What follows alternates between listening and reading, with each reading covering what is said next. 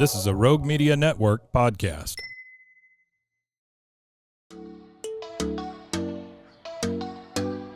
Welcome to Purpose Driven Sobriety.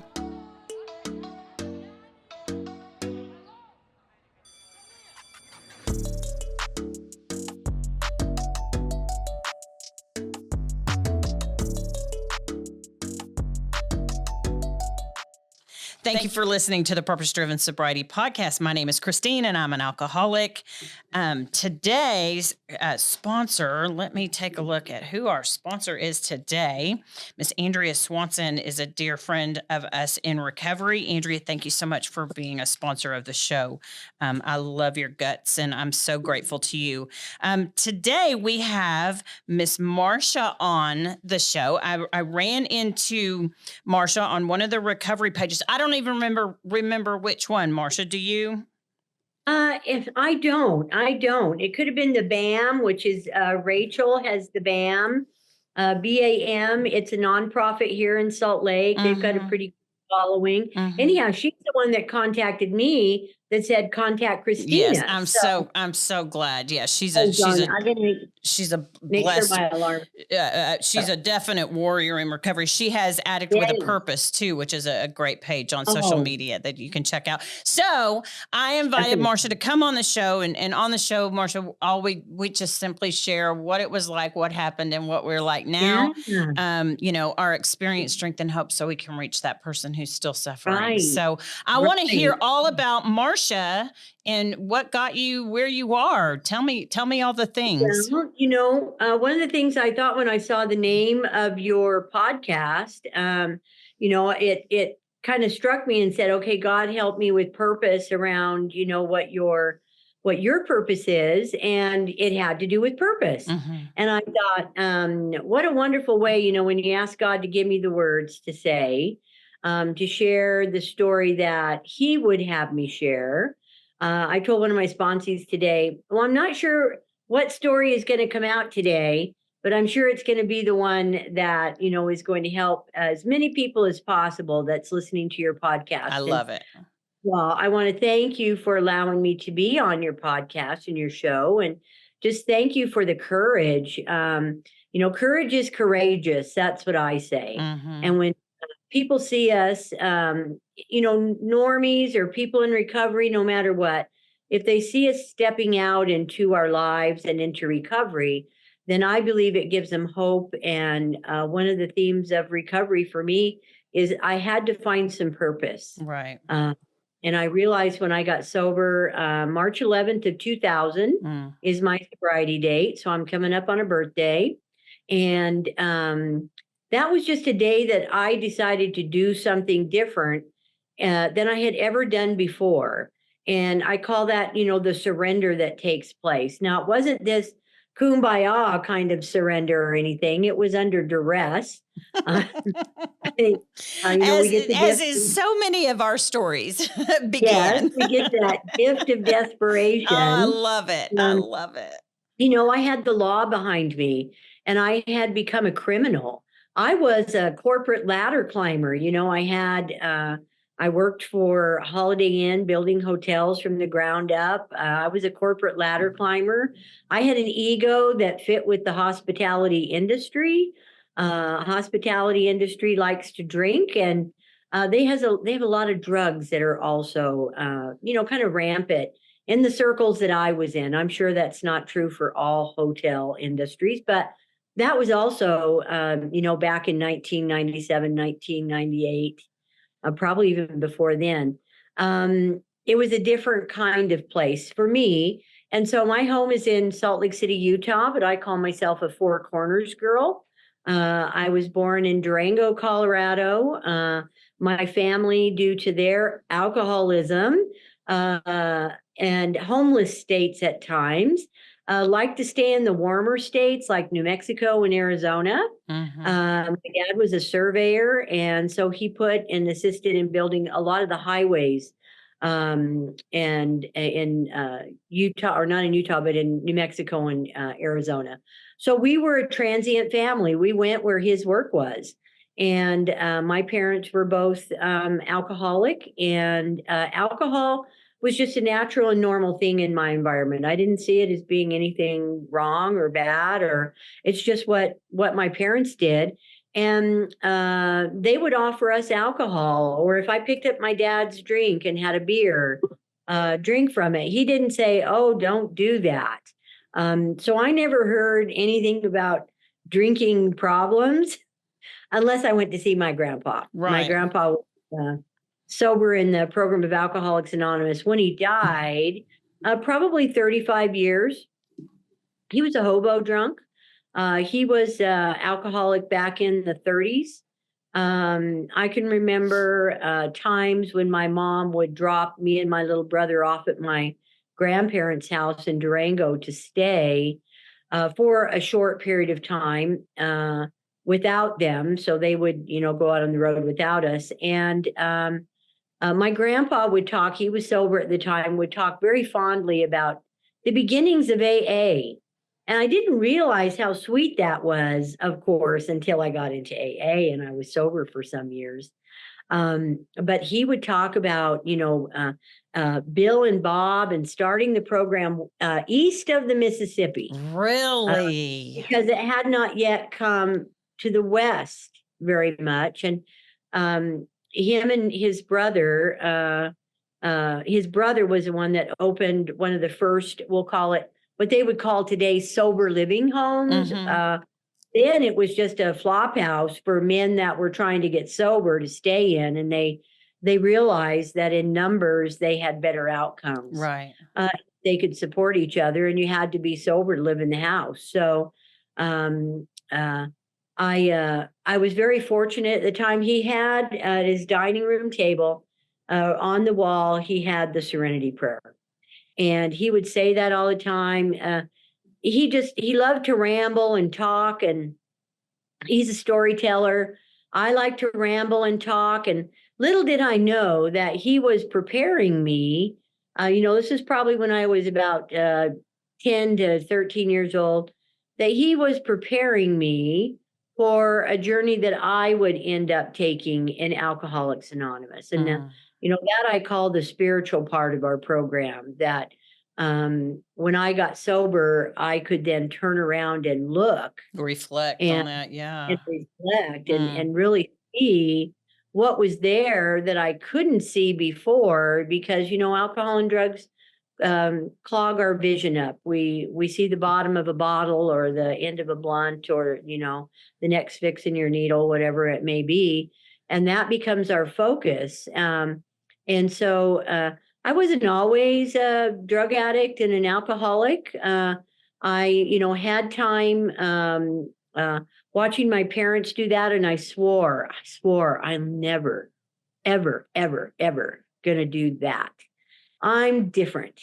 But I had let's see, I've got 5 brothers and sisters. I have 4 older siblings, 3 brothers and 1 sister, and I had a brother that was below me. And all of us suffer from the same problem. And the problem is alcoholism and drug addiction. Wow. I had one brother that had bulimia along with it. And I have my oldest brother was very criminal minded, and he was incarcerated at the age of 13 and would not see the light of day long term until he was 66, 67. Oh, wow. And drugs and alcohol were always part of his problem in his youth, in his prison stays. If he'd get out for a year, drugs and alcohol were part of that, and he'd return to prison. And my sister, she was more of an alcoholic that she was functional, more functional. She smoked marijuana. That was her drug of choice. And alcohol was something that she did just socially. But it's interesting to see the paths that my brothers and sisters have taken. I often say, you can find your brothers and sisters in Alcoholics Anonymous, when you go in the rooms. And so I got to see their drinking patterns and their using patterns. I had a brother that's a year older than me and a brother that's a year younger than me. My brother Verlin passed away on his 48th birthday. He went to a bar to celebrate, and he was in a head-on collision driving home. Alcoholism kills, drug addiction kills. My younger brother passed away in March of 2021, complications from cancer that he had. But he was trying to get off the opiates that they had given him for his surgery. He was alcoholic all of his life since he was a pass out, blackout drunk at 11. And it bit him bad, and he stayed drunk his whole adult life, barely getting by. It's a life. He never got married. He stayed with my mom. My mom's alcoholic. They traveled around and were kind of transient. And so they lived what I like to call close to the bone. If you're ever living close to the bone, there's not a lot of meat there. Not a lot of substance. Yeah. Not a lot of substance. And so he was on opiates from the surgery. He had cancer in his throat, and they had to redesign his jaw. Oh, and gosh. He was deformed in many ways, could barely speak. He could not eat solid foods anymore. But the miracle for him was, I gotta share this one. He called me one day after they had found the cancer, and he said, "Mart," that's what my family calls me, is Mart. "I was sitting on my bed last night, and Jesus came to visit me." And I said, "Oh, that's amazing. What did he tell you?" He told me that I need to quit drinking, I need to quit smoking, and I need to go back to church. And I said, "Well, that's amazing." He goes, "And I need to get baptized. It's one thing, I got to get baptized." Oh. And I said, "That's amazing." I said, "I hope." I'm sober at the time he's telling me this, and I'm like, I support you in that, and I surely hope that you find your way, and keep me posted on how that goes. And the good news is, my brother Eddie, he passed away in March. He was off the alcohol, off the cigarettes. He did get baptized. He did go back to church. He started going out in the community and doing, he worked with a church out there called Community Outreach. And they work with the prostitutes, the people on the streets that are coming out of prison, and they do street ministry. And man, talk about revitalizing your faith. Step out, encourage, and work with gangs in Albuquerque. Doing the prostitutes was amazing. Wow. The church is amazing. But he couldn't get off the opioids because he was dependent on them for pain management. He suffered horrible pain. And he would just tell me, "Mart, I want to get off these." He would try, but there was just too much pain for him. So I say he died sober from alcohol. Right. But the beast was still beating in his heart. And so I wished he would have seen, a day sober that he had put together from being off of the opioids. But I consider myself the fortunate one in my family. I at 12 years old was taken into state's custody in New Mexico and made a ward of the state. And my boyfriend, who I liked in the neighborhood, I'd been hanging out at their house quite a bit. And when my mom would leave me and my little brother for weeks at a time, and we wouldn't know where she was. So I would go over to their house and tell them, my mom, I don't know when she's coming back. And they'll say, "Well, you'll be staying with us." So I'd go fetch my little brother. He was the only one that was in the home with me at the time. The others had been farmed out, or my brother was in prison. And we went over and lived at their house for the time that my mom was gone. And they made sure we ate, and they put us in school and was taking care of us. And I'm like, "Oh, I like this. This is what it's supposed to be like." My experience was that my mom didn't show up for a court that was held so that she could do my foster dad. I call him my foster dad, who had taken us in, filed neglect charges against her. and abuse charges for abandoning us. And so we went to court that day, and the judge, she didn't show up. My mom or my dad didn't show up. So I was made a ward of the court. And I said to him, the judge said, Marsha, you have been emancipated. And I said, emancipated? That's a pretty big word for a pretty little girl. And he goes, do you know Abraham Lincoln? And I go, yeah, I know Abraham Lincoln. He goes, he emancipated the slaves. That means you're free. And I thought, I felt that little joy for a minute, and then the fear set in. And I went, I said, I don't know if it's good to set a 12-year-old girl free. What's going to happen to me? And he goes, well, you become a state, ward of the state, and you'll be in foster care, and somebody, hopefully will step up for you. And that's when my foster dad, he was in a wheelchair next to me. He's my hero. His name is Robert Stafford.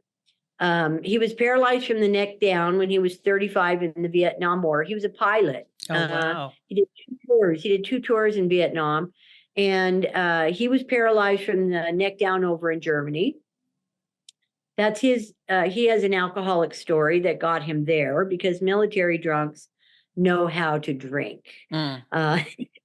But he had been paralyzed, and he said, I'm going to be her foster dad. And the judge said, okay, we're going to put her in your custody. You apply. And of course, their son, Denton, was my boyfriend, who I just loved. I fell in love with him immediately. And anyhow, he became my foster brother, and we were raised together. He stayed my boyfriend, and we had military standards for where I was and where he was. I ended up marrying him when I was 19. He asked me to marry him. So he became my husband. His family became my family. And I got that family that I didn't ever think I was going to get, but always wanted. And so they put me in school. And I realized my mom did not always put us in school. So there were years that were missed of schooling. Alcoholics do that. I had to, my recovery had a lot to do with, being an adult child of alcoholic. And I'm thankful for that program, because they gave me some guidance around dealing with that. Part of my early recovery had to do with accepting my parents' alcoholism for what it was, because I hated them. I loathed them. And I had a sponsor tell me, hey, Marsha, you hold on to that hate and you'll drink again. Absolutely. I'm like, I don't ever want that to happen. I don't want that. So I had to get busy. I had a therapist, and he told me, I want you to read this book. It's called My Mother, Myself. Oh. No, I did not. No, thank you. No, I'm not my mother. All my life I spent denying that I was a branch off the old tree, And I love page 417 in the big book, and acceptance is the answer to all my problems today. Amen. And it wasn't until I could accept their alcoholism, and specifically my mom, because she was the one I hated the most. My dad, I just loved him no matter what he did. I was a daddy's girl. But he was as big a drunk as she was. But until I could accept their alcoholism, I could not stay sober. So I did some work in the beginning to accept that was, where I had come from. I had to understand and get to understand the disease. I made it to alcoholism, or to Alcoholics Anonymous, in March via a judge. And he ordered me to go to treatment, and I ended up in an outpatient program. I was 41 years old. In that foster family, I'm going to jump back there for a minute. That was my place to learn how to be and live with people who were what I call normies. What I found out is my foster mom and my dad, it was Mary and Bob, they were military drunks. Military drunks are different than the kind of drunks that my family was.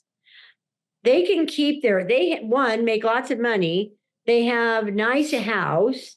They keep their kids in school, and they're more functional until they're not. And it's a social, it's like in everything. Of course, you go to the clubhouse and you drink with your, officers. And this was a nice thing. I saw alcoholism as being, oh, look at this party. This is how you do it. And I thought maybe I could do that. Wasn't like, living in our car and stuff. No, I didn't want none of that homeless stuff. This is how you How it's drink. supposed to be. Yes, like a lady. Like I was a chug-a-lugger from the very first time I drank Annie Green Springs, Right. easy days, late nights, whatever, the bottle was. So I did well in school. When I got into high school, I played sports. I was active. I did like to stay. I was the one that after a sports game said, hey, why don't we go have something to drink? And there were others always in the group. There's others that'll always, we culminate together. You can look across the room and go, oh, okay, I need to go talk to that person. Yep. And so we start. There is a willing participant. That's right. And we have the look, You can't bullshitter, but you can't also, across the room, I'm going to go talk to that person and see if we can get something going for after the game. And we would. And so I started smoking pot and drinking after the games. And I thought, this is how it's supposed to be. Yeah, I'm doing okay. I convinced I'm that boy whistling in the wind. Yeah, this is great. Yeah. My boyfriend, I introduced alcohol to him and marijuana to him. I needed a buddy, and he started, drinking as I did and used as I did. And I found he's got a pretty high tolerance too. I like this guy, and so we partnered up in our using. We wanted to make sure because we had to. The military family taught me how to keep the facade.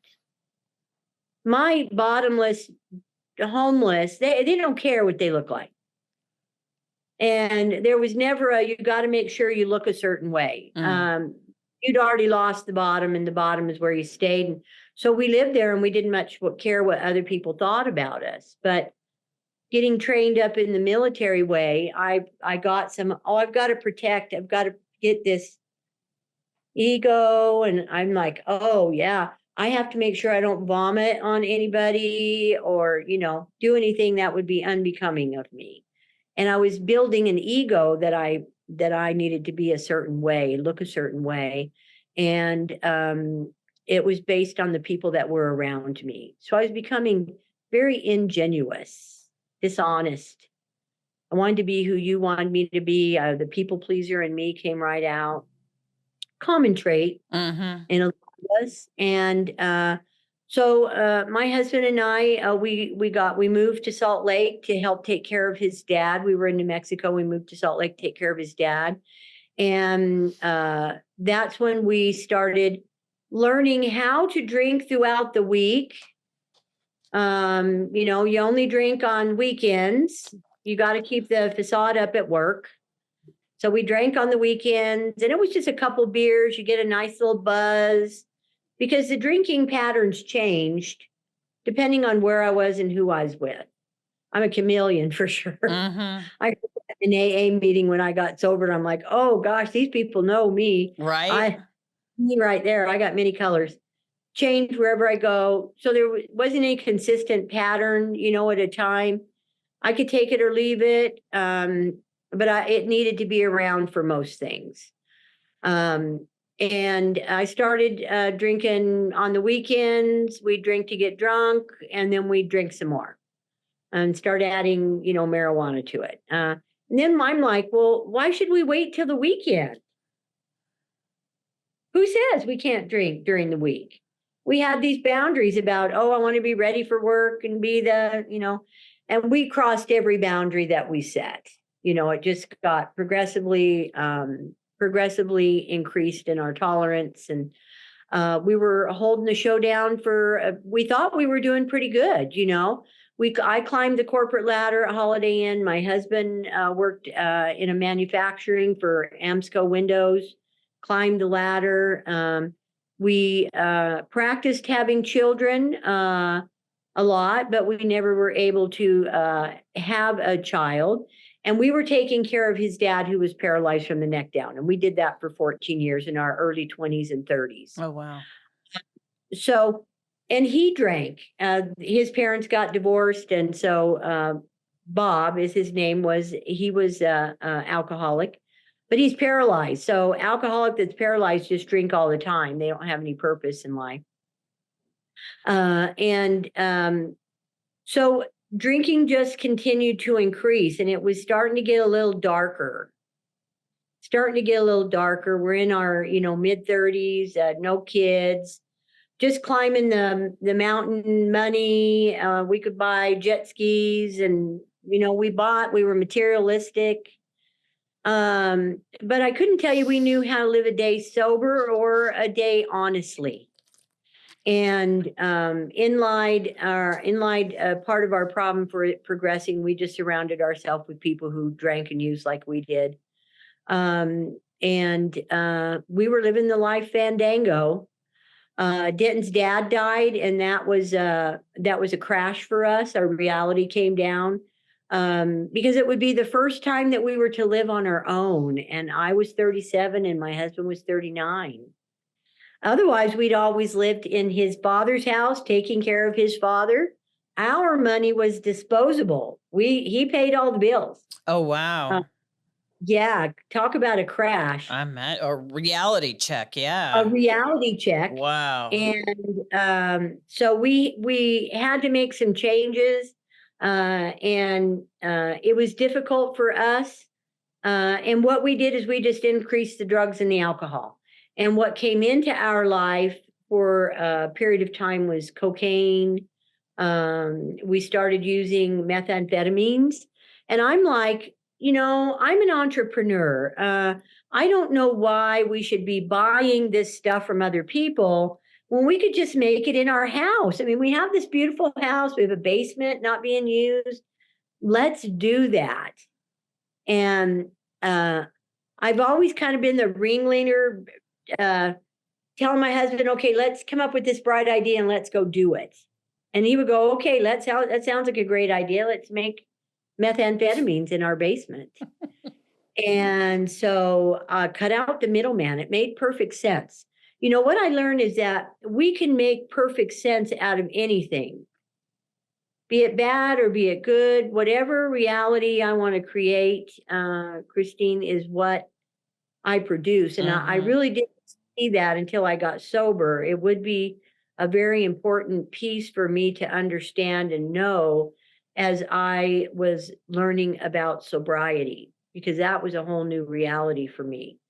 And so I was in this world using drugs. I had lost my job.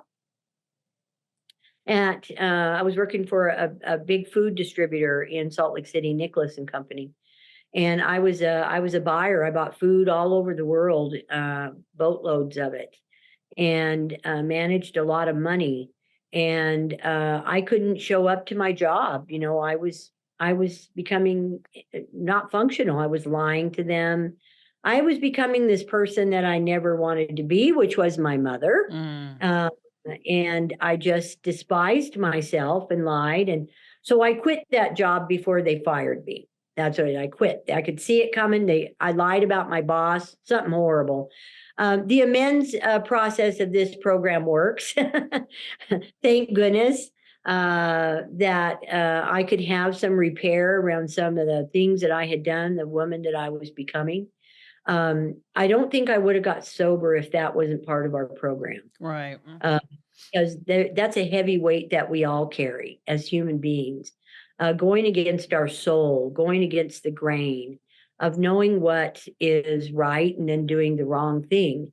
is very, very horrible. And then you need more drugs and alcohol in order to cover that up Well, and yeah, stay. because I love what you just said, Marsha, about how heavy that is. You take Yeah, all of those wrongs and you just envision that they're on your back and you're carrying them everywhere you go. And for me, at least, I think the same for you. Drugs and alcohol made me strong enough, air quote. oh There's yeah. video right there. Mhm. Strong enough to carry all that until Yes, until yes.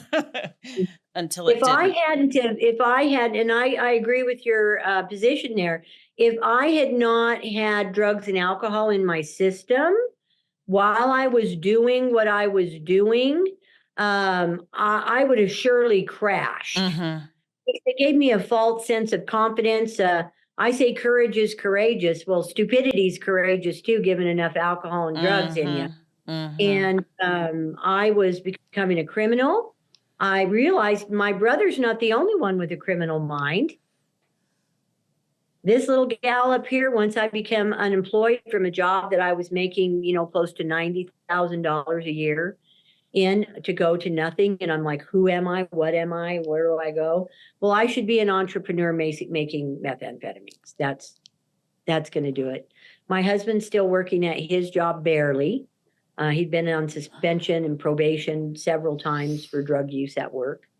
And he worked at a glass company. It's very dangerous. He'd almost sliced his arm open. We Oh, do wow. stupid stuff.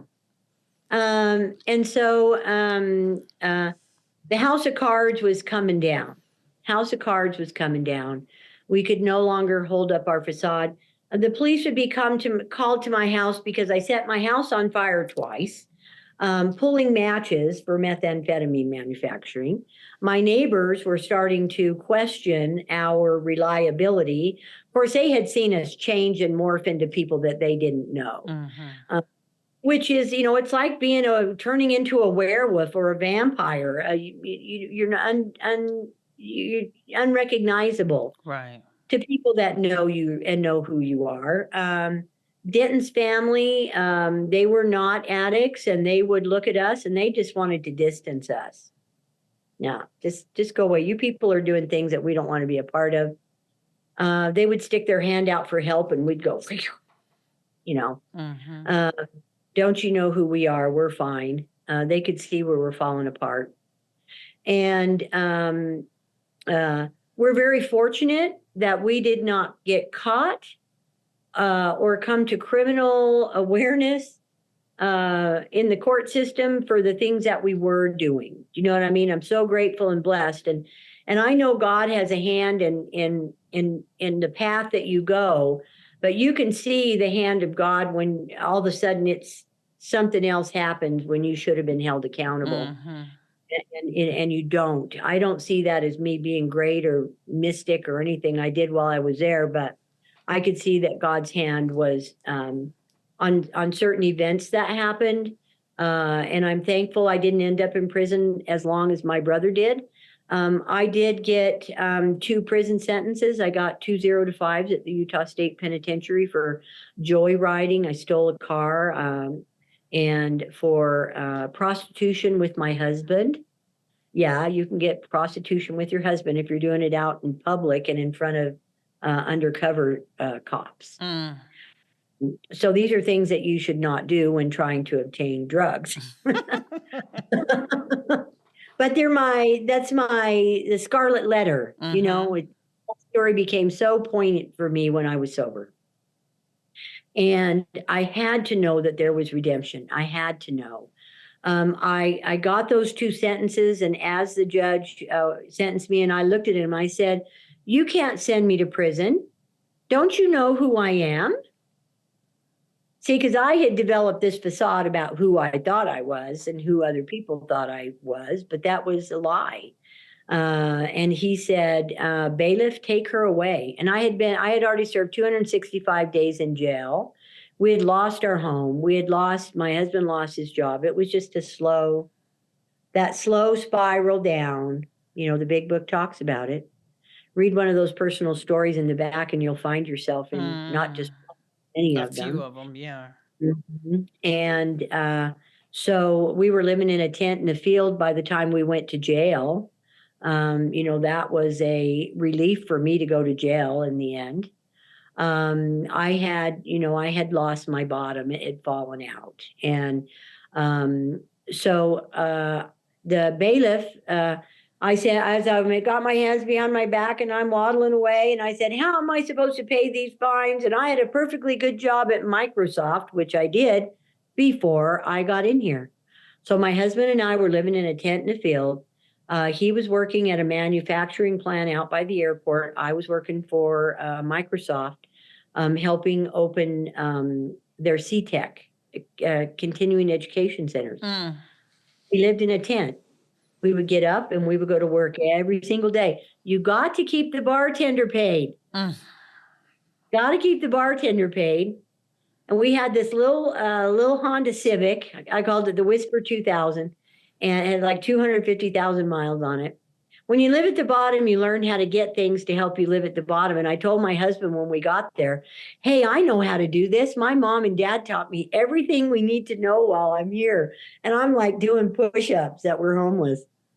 It was horrible, but it was on the other side, two heads of a coin.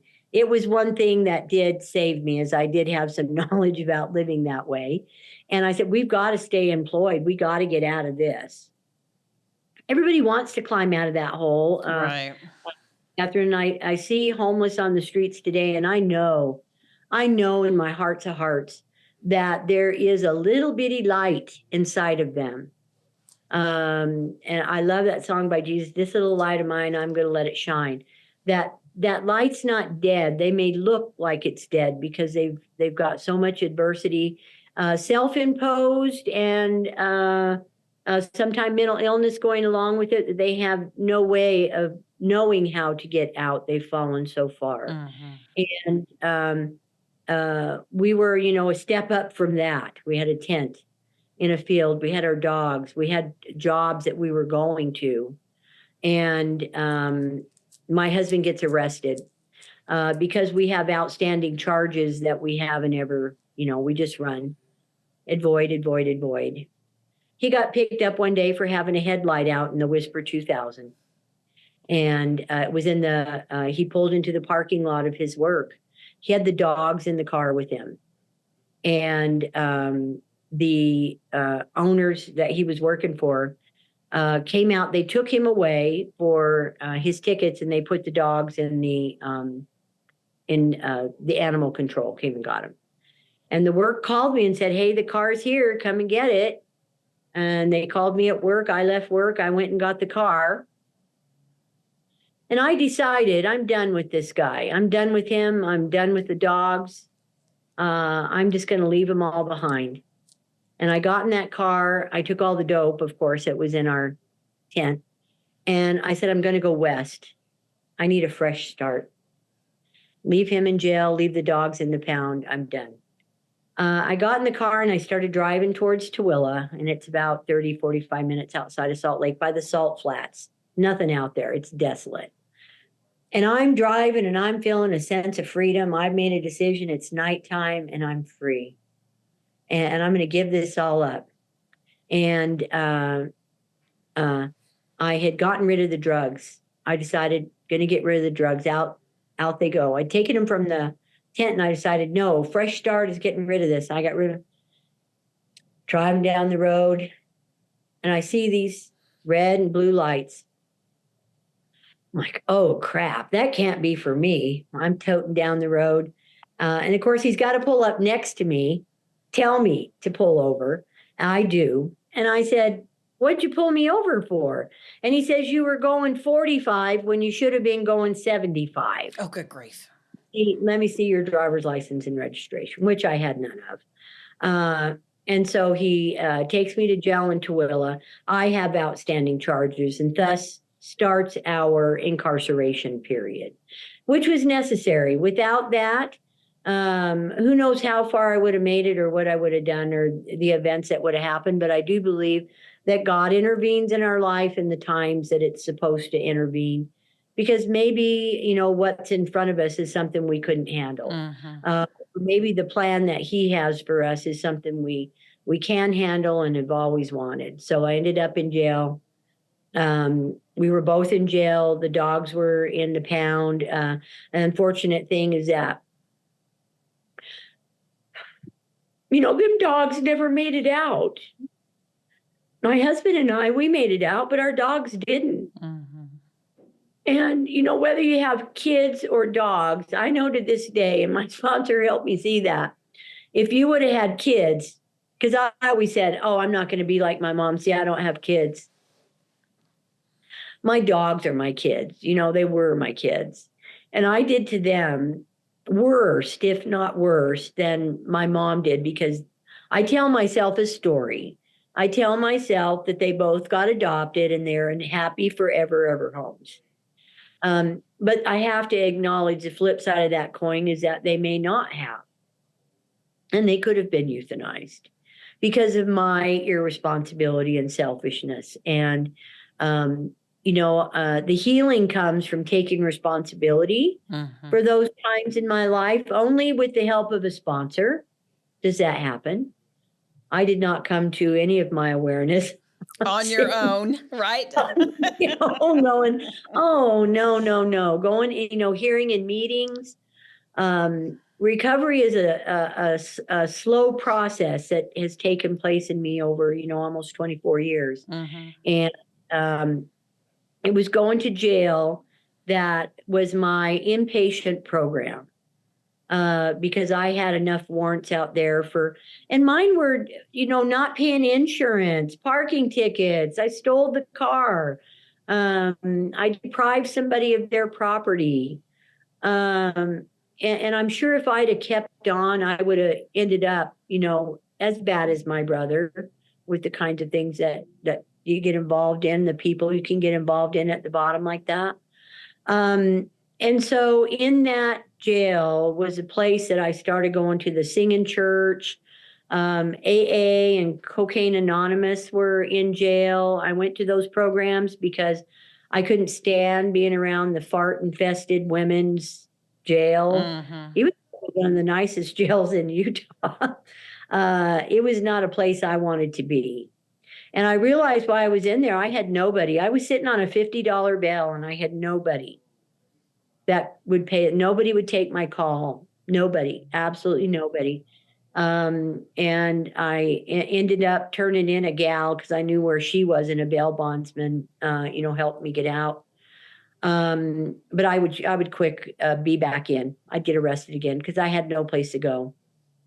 I was truly lost. And jail became a place that I almost liked going to because I had a room, I had clothing, I had food. Kind of a sad existence for somebody like me. And so I got my sentence, and the judge said I had to find a job from jail. He wasn't going to let me out. When I said, I had a perfectly good job, how do you expect me to pay these fines? He said, well, you can get a job from jail. And I said, perfect. Thank you very much. So they were going to hold me at the county jail instead of sending me out to the prison. That was a blessing. And but I didn't know. I didn't have a car. I didn't know how I was going to find a job. It's in those moments where other inmates in the jail had more sense than I did. It's community, whether it's a community of AA or a community of people in jail. We are human beings at our core. Yep. And there's a light inside of all of us where we do want to help each other. And I was indigent. I didn't have stamps. I didn't have people started helping me write letters. And somebody said, hey, why don't you ask for that good job back that you had at Microsoft? I thought, what a brilliant idea. Most of my brilliant ideas I learned at that point are not coming from this source, not from me. It was coming from that person who said that. I said, perfect. So I write the letter. I have somebody else read it. That's perfect. They give me a stamp. I had to give them some of my food off the tray or whatever. And I sent that letter away. And one day the officer said, Marsha, roll them up. And I said, why am I being released? I was shocked. And he goes, I don't know. You have to go next door and call the court clerk. And I did. I called that court clerk and I said, how come I'm being released? And she said, you'll never believe this, but the human resource director that you wrote the letter to is Judge Dawson's was Judge Dawson's bailiff. And he worked in that court for many, many a year before he got this job. And he said, I'm an excellent employee. When I work, boy, I'm working for my money. I'm an excellent employee, high achiever, got to climb the mountain. Definitely everybody else along the way. She's a fantastic employee. I'll surely bring her back. And if she steps out of line, I'm going to call the judge, let him know. I thought that was kind of like that was a very big God moment for me, because I did not cause any of that. I could not. I was looking and I'm like, how can I take credit for this? Right. As an alcoholic, I'm a narcissistic alcoholic, very high on the narcissistic level at that time. And I'm like, how can I take credit for this?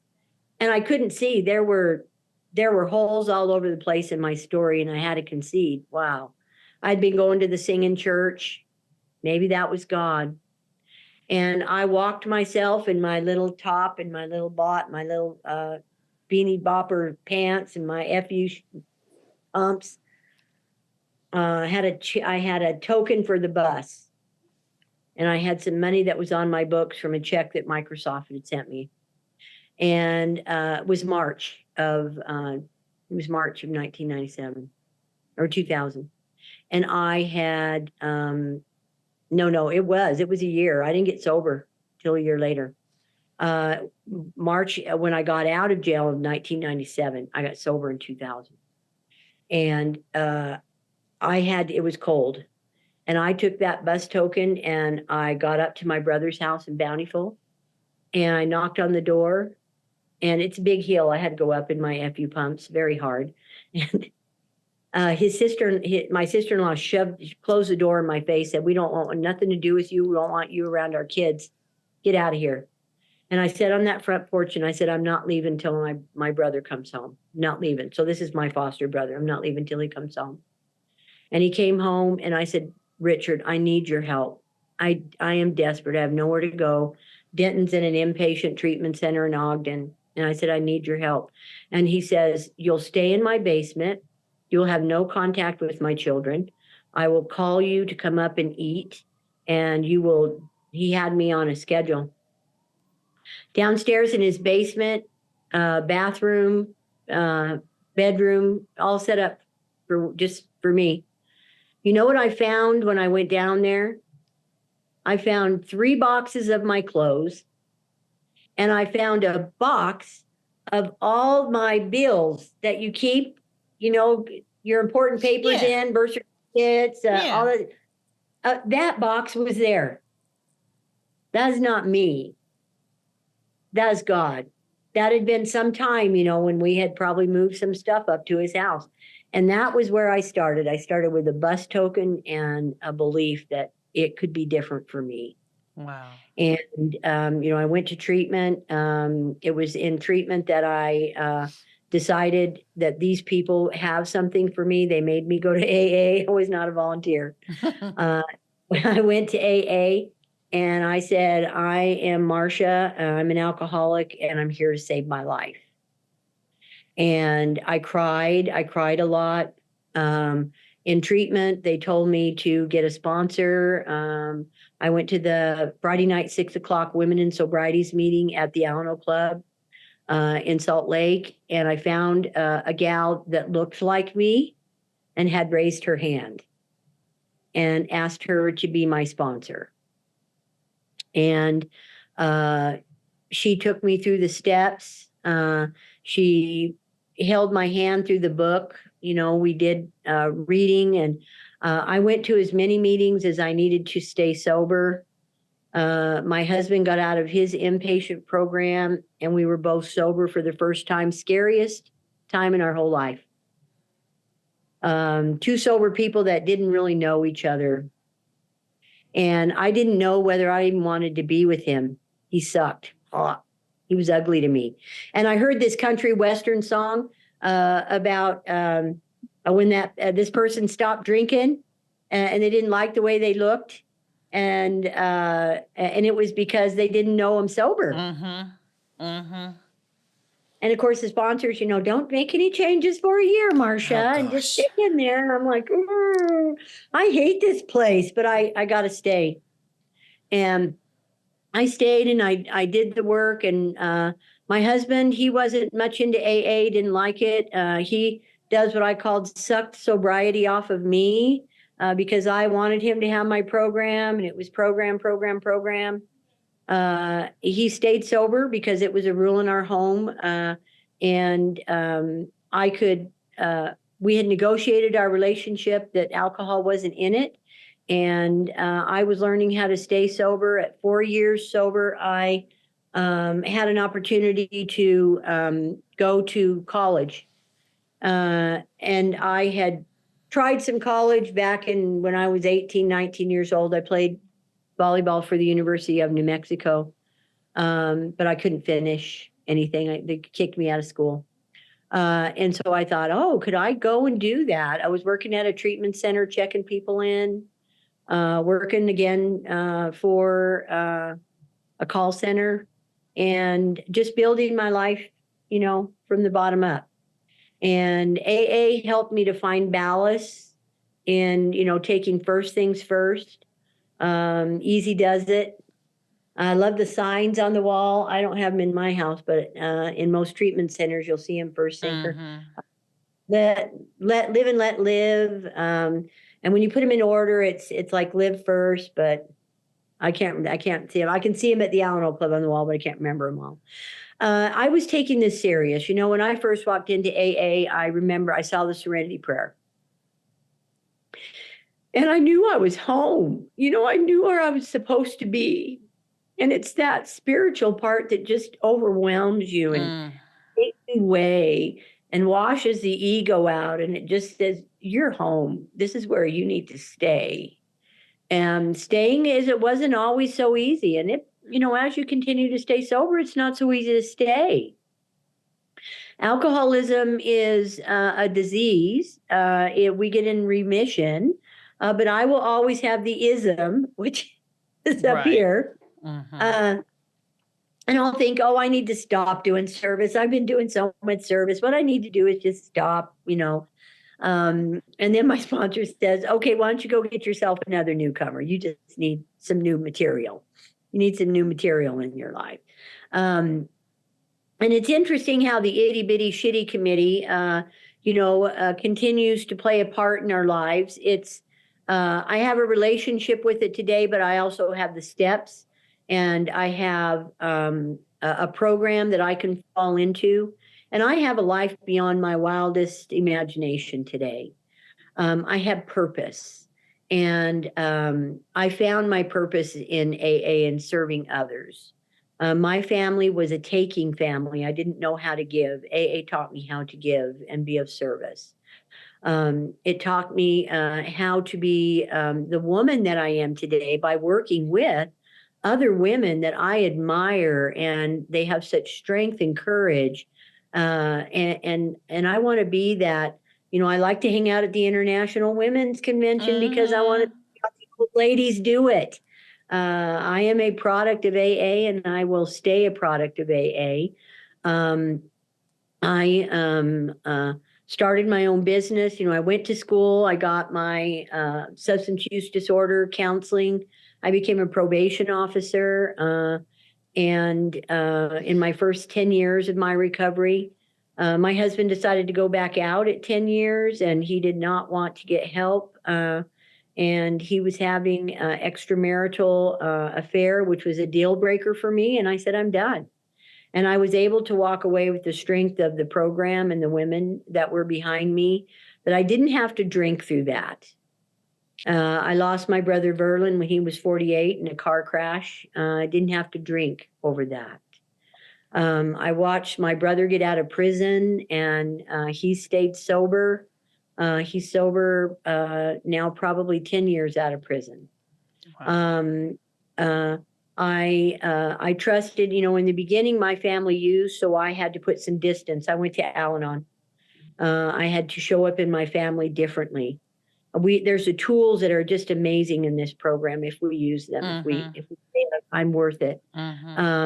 I didn't know I was worth it. I did have to let us love you until you can learn to love yourself. I thought, F you, I love myself just fine. Oh man, what I didn't know, what Right. I didn't know was just amazing. And uh, today, I went back to school. I got my master. I got a bachelor's in applied behavioral health science. I went on to get my master's in psychology. I'm a master's level clinician today. I opened my own company called New You Recovery, business consulting. I opened treatment centers, sober living, detox centers, inpatient, outpatient. God gave me a product. It's called Treatment Center in a Box. And it's from 10 years until today. I've been working on that project with God's instruction. I have a sense of how God wrote the Bible today through working through others, because I know that is not mine. I wrote many papers in school inspired to go to certain pages or web pages, when the Spirit is leading me. And I didn't know how to do that. I didn't know how to have a relationship with God or Holy Spirit. I'm a Christian woman today. And if I should ever get in another relationship, it will be with a Christian man. Mm-hmm. I have a yardstick today, and that yardstick I measure up against God and Jesus, the scriptures. I have two blue books. I have the big book and I have my scripture book. I've done work around the world. I work in Nepal. I opened a nonprofit company called New You Recovery Incorporated. And I saw that in these third world countries, they don't have access to treatment like we do. They didn't even have AA meetings. Oh, wow. So in Kathmandu, they had Narcanon. And I was talking to one of my companion buddies over there, and I said, we need to bring AA over here. And he said, Marsha, it's hardly visible. And I said, we're going to change that. So I called World Service offices in New York. And I said, we need a central office here, and we need it now. What can you do? They sent me a whole package startup kit for central office and no charge. Wow. They told me to contact India world office over there because they serve that Kathmandu area. And so I made a trip with all my goodies, and I said, we are going to hit the streets. I had some people that were AA members, but they were kind of like meeting each other's houses. And I'm like, let's open this up. Let's get official. Yeah. Yeah, official. And we did. And so I made a footprint. I have my grandpa's story on that he did right before he passed. And I submitted that to, AA's archives here in Salt Lake City. To feel a responsibility, to others that are suffering, to be able to give back to them in a way that it's the only thing I can do. It's the only thing I can give is what has been given to me so freely. And it just so happens to turn out it's the only thing that matters. It is the only thing that matters. At the end of the day, when I hit my pillow, I pray incessantly throughout the day now because God taught me how to pray. My thoughts are my prayers. And so I work on cleaning up my thoughts. Mm-hmm. I have a process. I know, and I'm a little Jesus girl. I always have been.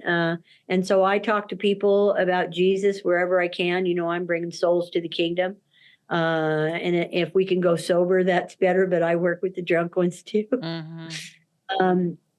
And just, ask God every day, how can I be of service to you? Right. And even how he connected me to you, to anybody is just, it's an amazing, amazing thing. And I wouldn't miss it for the year. I wouldn't miss it for the world. And I want to be an old gray haired lady. Or as my sponsor says, one of them blue haired ladies that, is still asking, how can I help that still suffering alcoholic, taking care of myself, learn to do self-care has been only taught to me by others. Mm-hmm. And Blue today, haired and blue booked. blue haired and blue booked. You know, I Yeah. just turned 65, and that's like I'm now semi-retired. I can say that, but I still work like a dog because that's where I get to. That's where God has put my energy. Work is not my recovery, but I'm fortunate that I get to work, you know, in recovery in my job. Uh, I can say today, every member of my immediate family, my brothers and sisters, now two have passed, but my mom got sober at 87. I just got back from New Mexico, celebrated her 93rd birthday. That's amazing. My brother Richard has stayed sober and out of prison after being institutionalized all of his life. He's an AAer. He loves AA. He goes wherever he's at. He has a sponsor. He works with others. My sister Debbie got sober. She will be 5 years sober. And my brother Bruce is 8 years sober, and he's not suffering from his bulimia. So we got to have a sober celebration of life when my mom turned 93. Yeah. And wow. you know, don't give up on your family. In the beginning, I wanted to buy insurance policies for them all because I was sure that they would be dead. But that would have fallen short. I'd have been paying on a losing bet because today, you know, all of them are sober. And I get to give hope to other individuals and women who are suffering through sponsorship with mending families and couldn't have kids, but I had a little 10-year-old come into my life in 2022 because her parents died of an overdose, and she was my goddaughter. Oh, wow. And so I was able to bring her into my home. And, you know, God has filled me up. See, you can't give away any more than when you're filled up to here. If you're only filled up to here, you're given, you know, you got to get in more. You got to ask God to fill you up some more. Well, you know, something that you said, Marsha, you said, you know, your family, which I think all of us that are in addiction, you know, and alcoholism is addiction. I hate it when they separate the two, but it's the same job. It's the same job. Right. That we are takers. You said your family was takers and you had to become a giver.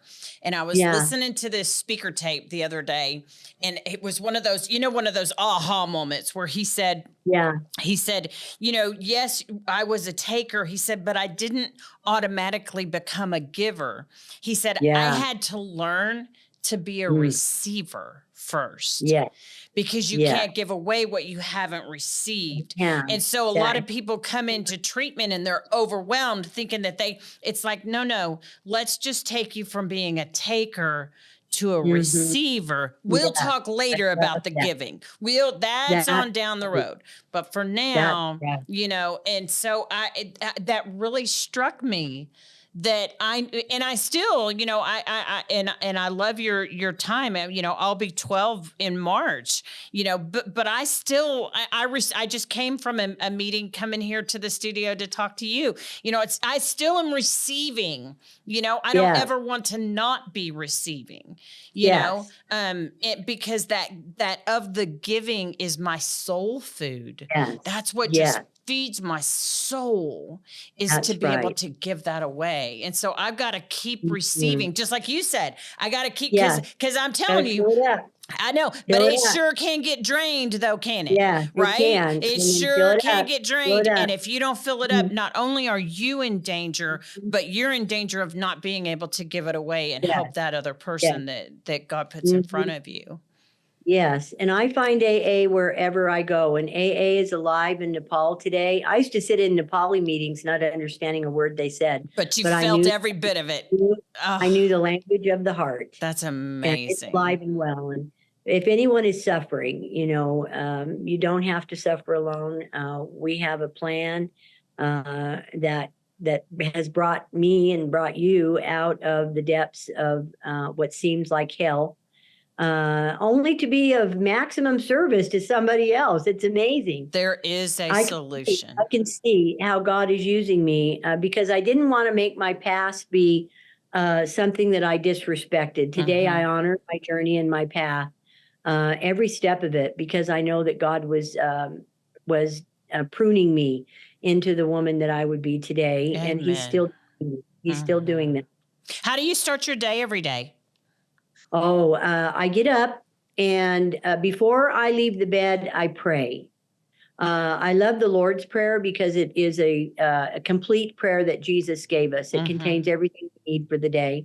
I do that one, and then I do a prayer of anybody that's on my mind. And sometimes I'll pray for a half hour. Sometimes I get up quickly.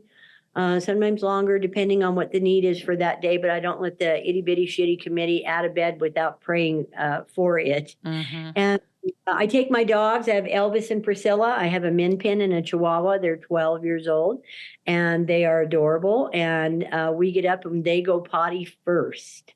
So we go outside, we go for a little walk, and we go potty, and I come back and I take care of their sustenance and feed them. And then I sit down and I do a little book. It's by Sherry Rose.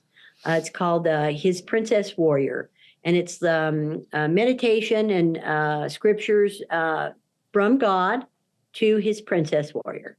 And I read that and get inspired. And then I get in the scriptures and I read some scripture. And then I set upon doing another long walk with my dogs. We do at least a mile and a half a day. And come back and sit down and say, okay, what's on the schedule today? God gave me the ability to organize a lot of information. And so I've amassed, my company, and I have Blakely that, I attend to and get her to school and be a room parent. I get to be a room parent and live a life that I never thought I'd have. My husband called me once and he said, so I hear you got a little girl. And he says, God must love you. I'm glad that you have a child. And so my life is just full. I just say, okay, what would you have me do today? And I have a calendar. I have it what I'm supposed to be, but sometimes I veer totally off course and go over here or go over there because I feel spirit led, and I'm more comfortable and trusting of those today. What is my hope for 24 is I want to build a team that wants to go to Nepal and do trekking and visit the recovery centers that are in place there today and learn what recovery is like in a third world country. Throw in some trekking. Call me Rita Sherpa. I was fortunate that he was my guide on my first trip over, and he just happens to be the Guinness World Book record, climbed Mount Everest 27 times. Oh, wow. He taught me how to walk and to walk with purpose. One of the greatest teachers in my life. So I'd like to put together where they could spend time with the Sherpas in their village and learn some of the deep cultural things that get them up that mountain. Life lessons. Literally and metaphorically. That is right. I did the Triple Crown when I was, in 2013, 14. I went back to Nepal. I've been there 7 times.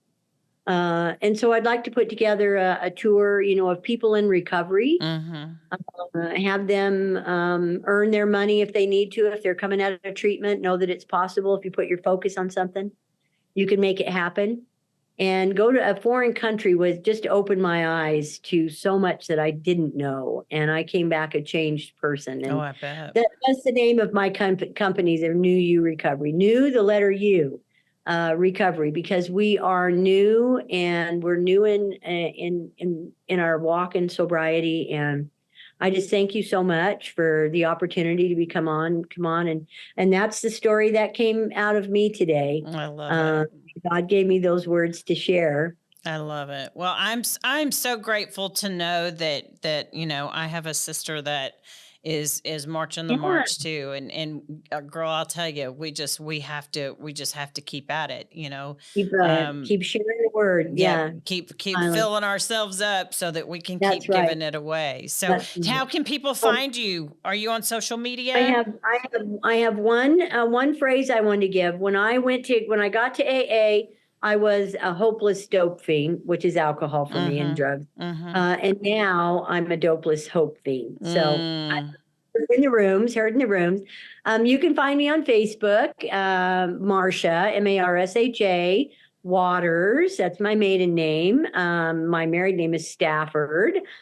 On Facebook, I accept new friends, and you can also get me at Marsha, Marsha, S as in Sam, ABC like the alphabet at AOL.com. And my phone number is area code 801-574-8765. And I would love to hear from anyone, anytime, anywhere, because that's what we do. We connect. That's amazing. I love your heart. Well, and I'm going to reach out to you after the show because we have more to talk about. So, thank you, my sister. God always puts the puzzle pieces together. I love it. Isn't that fun? I love you so much. Thank you so much for being Thank on you. the Purpose Driven Sobriety podcast. Keep coming back. Thank you for having me. Cha, cha, cha. Talk Bye-bye, to you soon, Charlie. Thanks for listening to Purpose Driven Sobriety. Keep coming back.